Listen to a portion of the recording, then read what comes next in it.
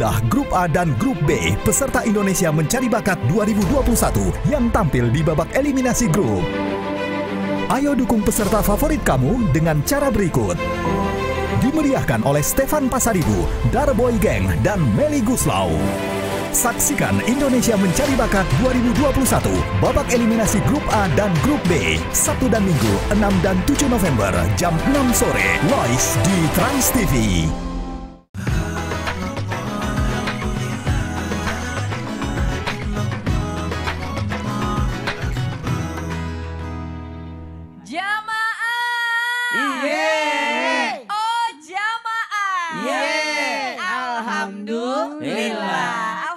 Jamaah yang baru bergabung, hari ini kita sedang membahas tema yang sangat bagus sekali, yaitu hati-hati sihir rumah di sekitar kita. Tadi sebelumnya guru-guru kita sudah membahas ya bagaimana amalan-amalan untuk menangkal sihir dalam rumah tangga kita. Nah, tapi sebelum lanjut nih, ini ada sebuah video istri menghancurkan rumah dengan eskavator. Seperti apa ini dia tayangannya? Video tersebut salah satunya diunggah oleh akun TikTok @rismakurnia66. Dari keterangan video, insiden tersebut terjadi di Desa Pule, Kecamatan Pule, Kabupaten Trenggalek, Jawa Timur. Dalam video terlihat rumah yang belum diplester dirobohkan menggunakan eskavator.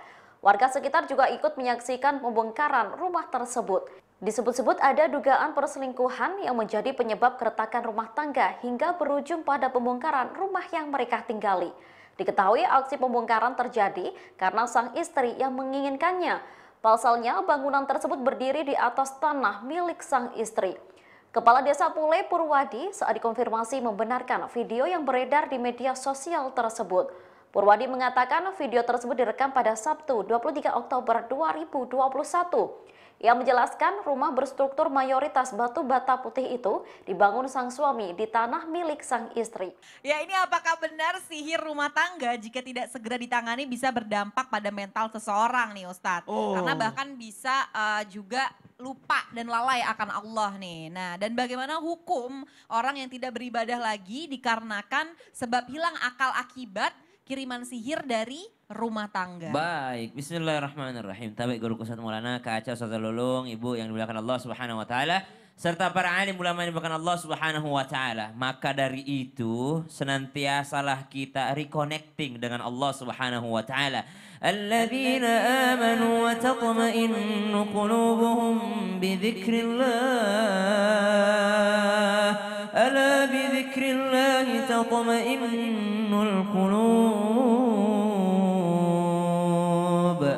Hanya dengan mengingat Allah, hati ini menjadi tenang. Hati ini selalu tersambung dengan Allah Subhanahu wa taala sehingga kita nggak bengong, sehingga kita nggak mudah untuk terkena sesuatu yang berbahaya. Walaupun sihir ini nyata dan sihir ini memang ada, saking bahayanya bisa sampai membuat seseorang itu hilang ingatan atau hilang akal. Nah, sekarang setelah hilang akal tadi, hilang ingatan tadi, maka dia dihukumi sebagai orang yang tidak akil. Karena salah satu syaratnya sholat itu kan akil balik. Barulah dia mukallaf. Apa itu mukallaf? Mukallaf adalah orang yang terbebani oleh kewajiban beribadah.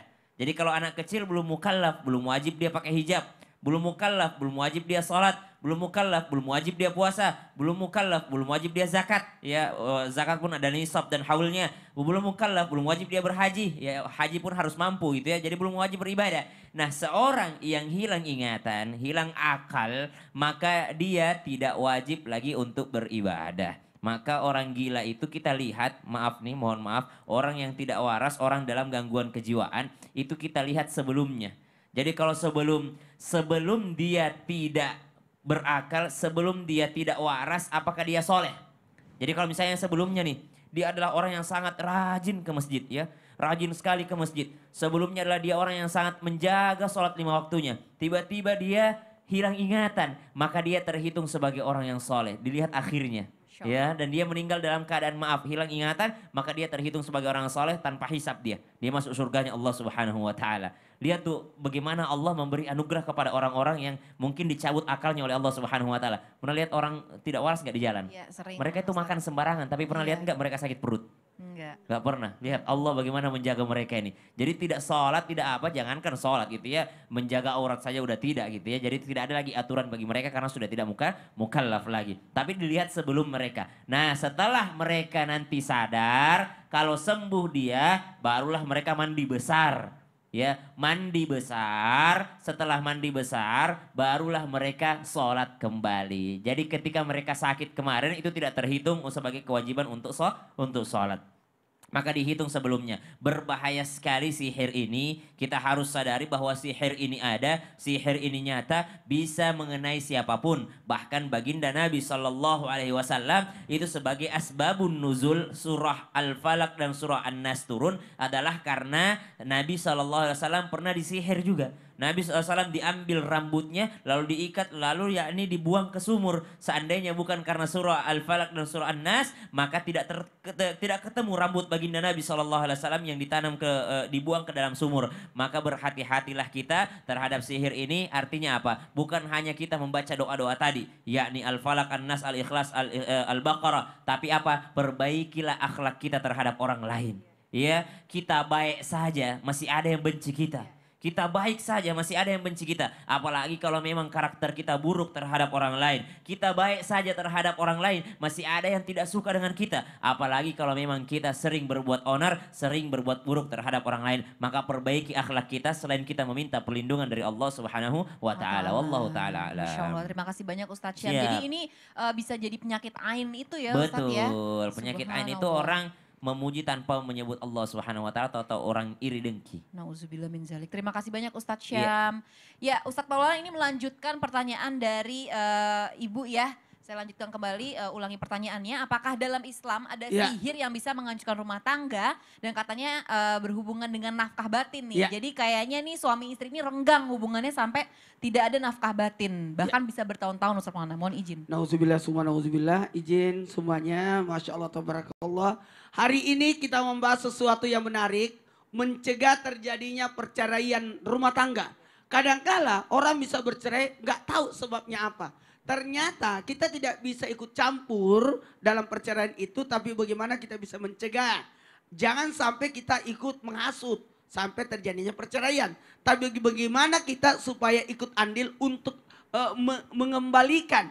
Kalau Mbak tadi udah 4 tahun ya. Tadi kita ngobrol-ngobrol kasihan ya. Udah 4 tahun terjadinya. Telat ketemu Ustazah Lulung. Ketemu harusnya sebelum terjadinya ya, supaya bisa balik lagi.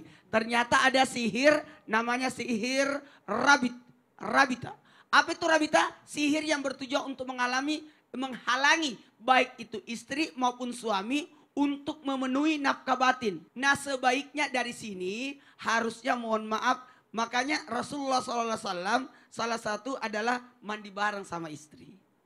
Ya mandi bareng, dan ada yang paling efektif nih, ini ada sarung ya. Dan baiknya pakaian yang mau digunakan diempas. Iya. Tapi Ustaz Sam kan saya kan udah aman ya. Udah aman sekarang ya. Diempaskan dulu dan usahakan mohon maaf tempat tidurnya senantiasa jadi dipukul-pukul tempat tidurnya. Karena tempat yang akan, kapan kita tidak mengempaskan tempat tidur itu, dikhawatirkan ada jin yang tidur di atasnya. Ada jin yang tidur di atasnya. Dan senantiasa memakai sarung. Supaya apa? Supaya auratnya tertutup. Jangan sampai, kenapa laki-laki itu tidak suka sama istrinya? Karena ternyata dia lagi dicintai sama jin. Jadi kadang-kala pasangan itu dicintai sama jin. Maka senantiasa, pas banget ini Sasam ya. Subhanallah. Warnanya juga pas. Memang saya pas-pasin cari baju sana. Ya dan ada doanya. Dan tunggu sebelum baca doa. Sebaiknya berudu, kalau perlu salat sunat dulu 2 rakaat. Salat sunat dulu 2 rakaat bersama dengan istri. Mohon hajat dan sebagainya. Dan ingat, kenapa ada tahapan seperti ini? Karena keinginan pertama bisa jadi nafsu.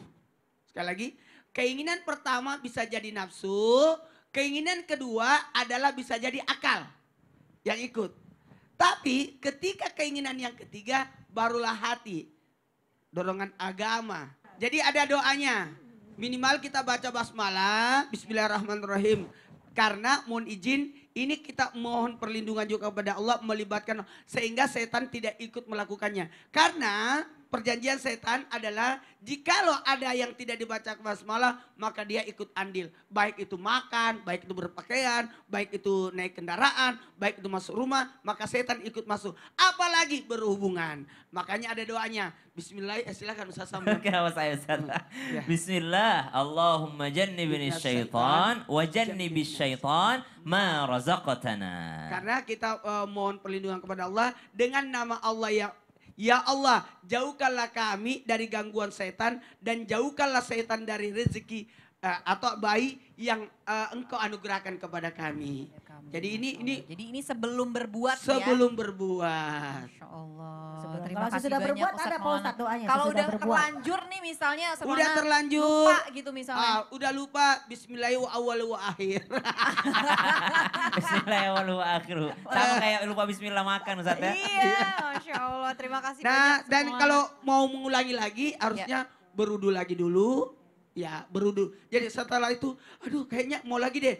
Jangan langsung. Mau lagi ya. Jangan langsung. Wudu Harusnya berudu dulu, baru melanjutkan untuk berikutnya. Masya Allah. Karena kalau kita sudah melakukan baca doa, terus pingin lagi, terus melakukan lagi, hati-hati. Dikhawatirkan yang pertama memang setan tidak ikut. Tapi yang Takutnya kedua, ya. bisa jadi dia ikut. Ya, na'udzubillah min dzalik ya Allah. Makasih banyak Ustadz Maulana. Ini serem banget ya jamaah ya. Jadi benar-benar harus dibaca doanya sering-sering meminta pertolongan kepada Allah ya. Nah, mohon izin Ibu silakan jika ada lagi yang ditanyakan ke Ustazah Lulung. Ya. Assalamualaikum Ustazah. Waalaikumsalam Ibu. Amalan apa yang bisa menyembuhkan untuk mengobati luka masa lalu? Oh, luka masa lalu trauma. Yang Oh, terkena trauma. korban sihir seperti saya gitu. Oh, amalan apa ya kalau bisa kita pernah terkena? Mau dijawab sekarang apa besok? Sekarang dong. Nah, baik mohon izin Ustadz, kita langsung aja ya Silakan bareng-bareng Ustazah ya. Lulung. Amalan apa sih yang bisa dilakukan untuk kita semua, terutama untuk yang pernah menjadi korban ya? Adanya sihir rumah tangga sehingga dapat memisahkan antara suami dengan istri yang memang sudah dibacakan oleh guru-guru kita tadi ya, surat Al-Baqarah ayat 102. Bagaimana Harut dan Marut mengajarkan sihir sehingga sihir yang paling tinggi adalah bisa memisahkan antara suami dengan istrinya, mungkin lewat santet, mungkin lewat guna-guna dan sebagainya. Nauzubillahi min dzalik. Nah, si korban ini ada terjadilah yang namanya perpisahan. Sampai muncullah trauma, mungkin kayak nggak mau nikah lagi atau gimana karena takut. Nah, ini trauma masa lalu itu adalah luka batin atau kesedihan yang mendalam karena mengingat masa lalu maupun takut di masa yang akan datang. Ini ada dua kesedihan, sedih hamun, sedih husnun. Hamun kesedihan karena ingat masa lalu ya kan, dan husnun adalah kesedihan karena gimana nanti masa depan aku. Nah ini ada satu amalan yang memang di dalam Al-Quran dinyatakan wa imma yanzagunnaka syaiton nazgun fastaiz billah. Yang pertama banyak-banyak baca ta'awuz. Jadi pemirsa di rumah ya, yang namanya kita ini pasti banyak gangguan-gangguan hati, sedih, kesel, empet, jengkel dan sebagainya. Nah ini harus banyak-banyak apa? Membaca ta'awuz perlindungan kepada Allah Subhanahu wa ta'ala. Karena dinyatakan tadi ya, imma yazadonganaka syaiton, jika engkau diganggu.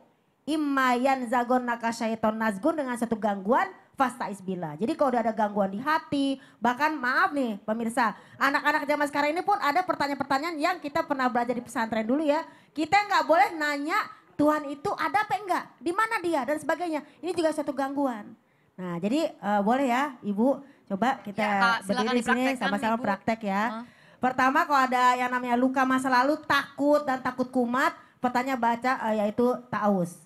Bismillahirrahmanirrahim. A'udzubillahi minasyaitonirrajim. Auzubillahi minasyaitonirrajim. Yang pertama. Yang kedua, ada doa yang biasa kita baca sebelum salam. Ya, ikutin ya pemirsa semuanya, jamaah. Ayo kita sama-sama baca, mudah-mudahan kita diberikan kebahagiaan lahir dan batin. Amin. Luka-luka yang lama segera hilang. Amin ya robbal alamin. Bismillahirrahmanirrahim. Bismillahirrahmanirrahim. Allahumma inni. Allahumma inni. A'udzubika. A'udzubika. Minal hammi wal hazan. Minal hammi wal hazan. Ya Allah, sungguh kami berlindung kepadamu ya Allah. Jauhkan kami, lindungi kami dari kesedihan karena masa lalu muncul ya yang namanya trauma. Dan kesedihan masa yang akan datang. Jangan sampai ke depannya aku seperti ini lagi ya. Jadi pemirsa silakan Ibu duduk ya. Itu dibaca terus ya Bu ya.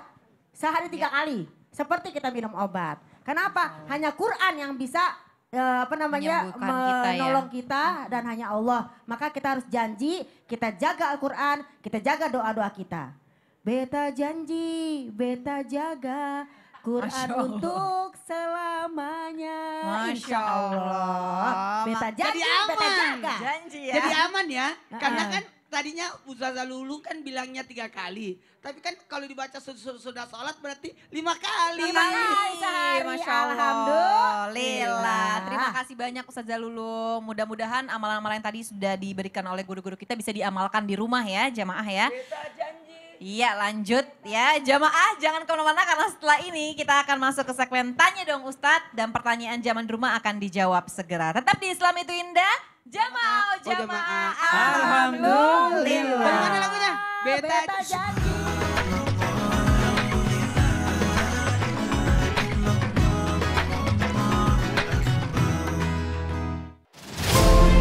Inilah peserta Indonesia Mencari Bakat 2021 dari Grup B yang tampil di babak eliminasi grup. Ayo dukung peserta favorit kamu dengan cara berikut. Dimeriahkan oleh Dara Boy Gang dan Meli Guslau. Saksikan Indonesia Mencari Bakat 2021 babak eliminasi Grup B Minggu 7 November jam 6 sore live di Trans TV.